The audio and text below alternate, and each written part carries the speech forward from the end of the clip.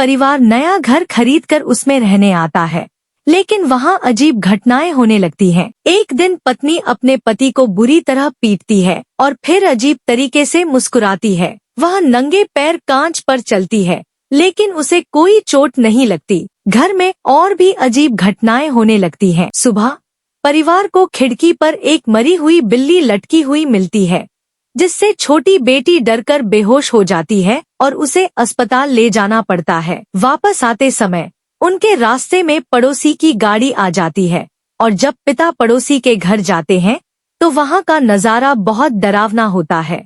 घर में खून से भरे अजीब गड्ढे होते हैं। पिता को लगता है कि उसने गलती से कुत्ते की गंदगी पर पैर रख दिया है, लेकिन जब देखा तो वह एक मरी हुई मुर्गी थी। तभी अचानक पड़ोसी उनके पीछे आ जाता है और बिना पलक झपकाए उन्हें घूरने लगता है। डर से पिता वहाँ से भाग जाते हैं।